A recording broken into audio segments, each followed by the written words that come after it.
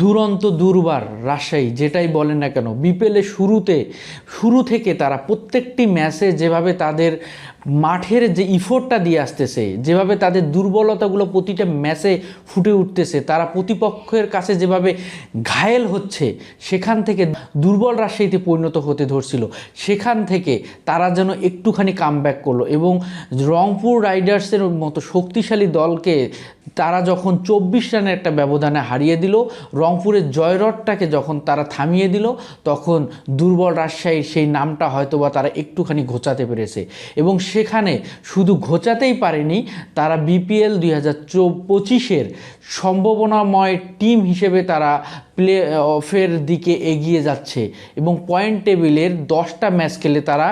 8 point অর্জন করেছে। আরও 2টা ম্যাচ বাকি আছে তাদের, সিলেট স্ট্রাইকার্স এবং হচ্ছে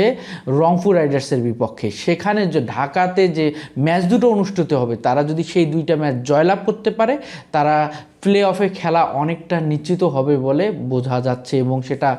ক্যালকুলেশনে চলে আসতেছে। সেই দলটা, যে দলটার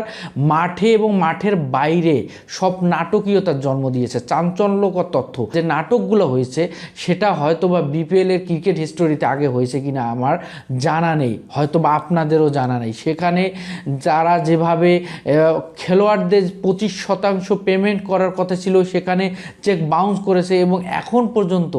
যে টিম মালিক সেই পেমেন্টটা কিন্তু কমপ্লিট করতে পারে নাই। সেখানে বিসিবি তাদের নিজের দায়িত্বে তাদের বিপিএলের যে একটা ইমেজ, সেটা ধরে রাখার জন্য খেলোয়াড়দের অনেক অনুরোধ করে তারা মাঠে কিন্তু খেলিয়েছে। এ ধরনের একটা ক্রাইসিস মোমেন্টে, এ ধরনের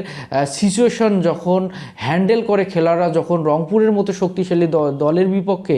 জয় তুলে নেয়, সেটা অবশ্যই দুর্বার রাজশাহীর খেলোয়াড়দেরকে ধন্যবাদ দিতেই হবে। এবং তো চট্টগ্রাম পর্বের শেষ দিনে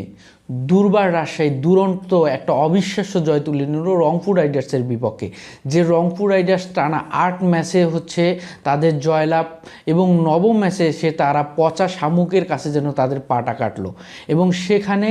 দুর্বার রাজশাহী যে অবিশ্বাস্য জয়টা তুলে নিল 24 রানের, সেই জয়টাতে প্রথমে তারা ব্যাট করে 170 রান তারা সংগ্রহ করে এবং সেখানে যদি আমরা দেখি অসাধারণ শুরু করে তারা এবং তারা প্রথম পাওয়ার প্লেতে 62 রান তুলে এবং সেখানে সাব্বির এনামুলের যে দ্বিতীয় উইকেট জুটিতে 52 রান এবং এনামুল এবং ইয়াসির আলী রাব্বির চতুর্থ উইকেট জুটিতে যখন 76 রান এবং 152 রানে যখন দুর্বার রাজশাহী 4 উইকেট হারিয়ে বসে, তারপরে 159 রানে যখন তাদের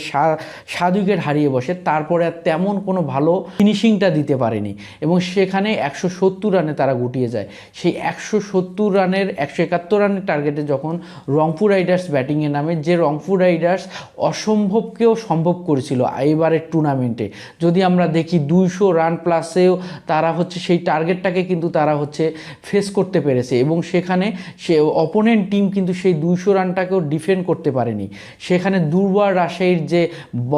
মানে এই সিজনে যে বাজে পারফরমেন্স, দুর্বার রাজশাহীর এই সিজনে যে ব্যাটিং বলেন বোলিং বলেন যে ধরনের তারা পারফরমেন্স করে আসতেছে, সেটা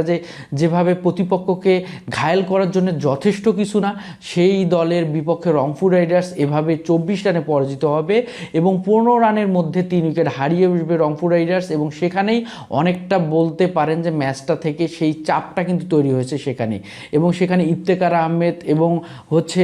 খুশদিল শাহ যেভাবে আউটগুলো হলেন এবং যদি আমরা দেখি যে ইরফান শুক্কুর, স্টিভেন টেইলর এবং ইফতেখার আহমেদ 15 রানের মধ্যে যখন 3টা উইকেট হারিয়ে বসলো, তখন রংপুর রাইডার্স জন্য অনেকটা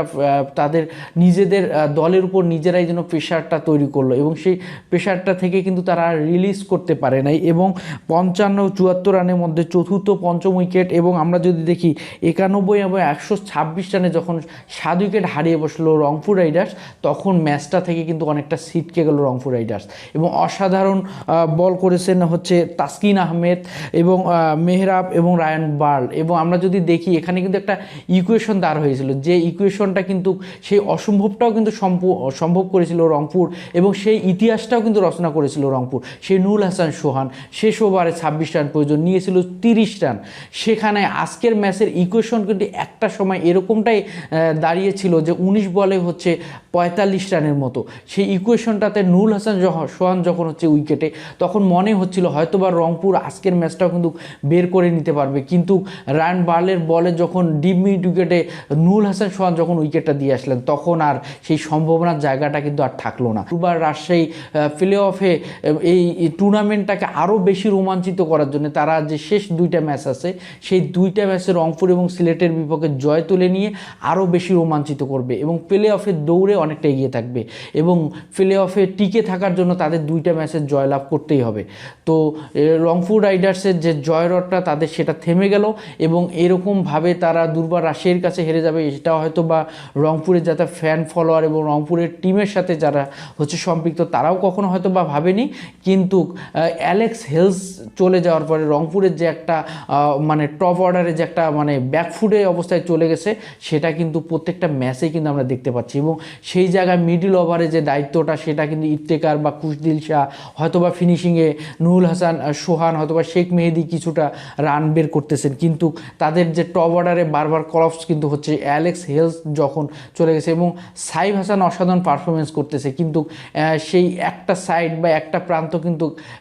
একাই আগলে রেখে সেটা কতদূর ক্যারি করা যায় সেটাও কিন্তু হচ্ছে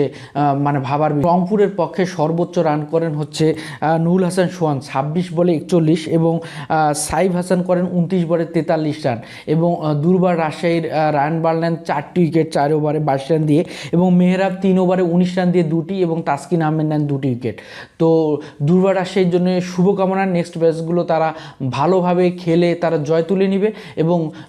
হচ্ছে রংপুর রাইডার্স তাদের যে জয়রথটা থেমে গেল, তারা যেভাবে তাদের জয়ের যে ধারাটাকে অব্যাহত রাখতে পারলো না, সেখানে তারা আবার জয়ের ধারাটাতে ফিরে আসবে।